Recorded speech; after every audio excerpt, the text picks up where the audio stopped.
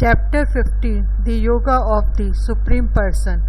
The Supreme Personality of Godhead said, "It is said that there is an imperishable banyan tree that has its roots upward and its branches down, and whose leaves are the Vedic hymns.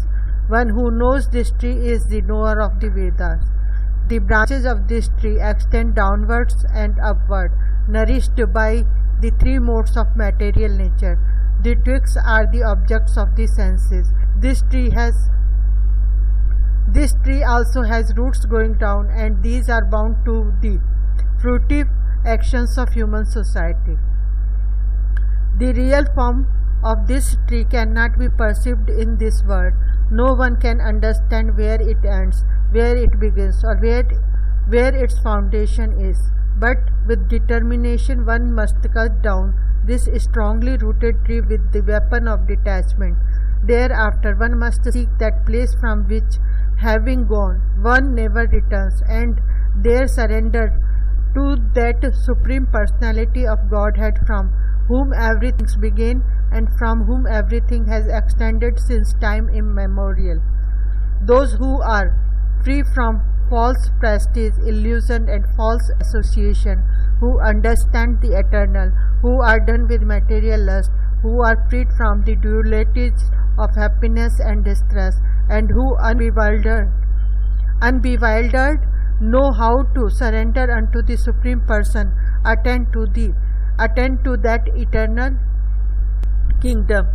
That supreme abode of mine is not illuminated by the sun or moon, nor by fire or electricity. Those who reach it never return to this material world. The living entities in this conditioned world are my eternal fragmental parts. Due to conditioned life, they are struggling very hard with these six senses, which include the mind.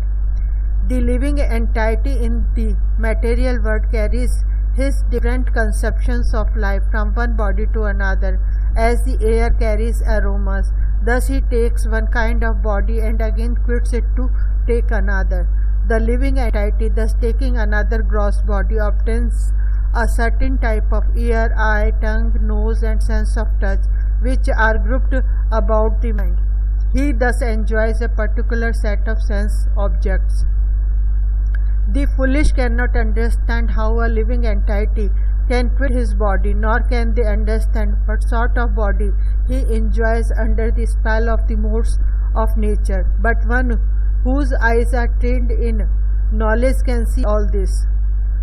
The endeavoring transcendentalities who are situated in self-realization can see all this clearly, but those whose minds are not developed and who are not situated in self-realization cannot see what is taking place, though they may try.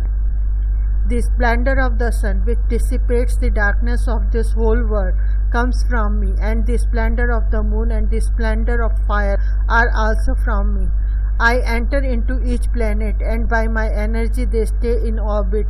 I become the moon and thereby supply the juice of life to all vegetables. I am the fire of digestion in the bodies of all living entities, and I join with the air of life, outgoing and incoming, to digest the four kinds of food stuff. I am seated in everyone's heart, and from me come remembrance, knowledge, or forgetfulness. By all the Vedas I am to be known. Indeed, I am the compiler of Vedanta, and I am the knower of the Vedas. There are two classes of beings, the fallible and the infallible. In the material world, every living entity is fallible, and in the spiritual world, every living entity is called infallible. Besides these two, there is the greatest living personality, the Supreme Soul, the imperishable Lord Himself, who has entered the three worlds and is maintaining them.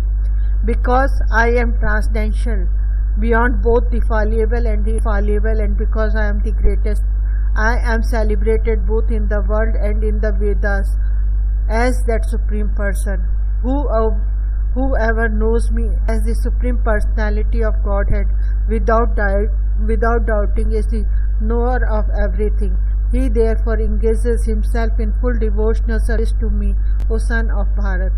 This is the most confidential part of the Vedic scripture, O sinless one, and it is disclosed now by me. Whoever understands this will become wise, and this endeavor will know perfection.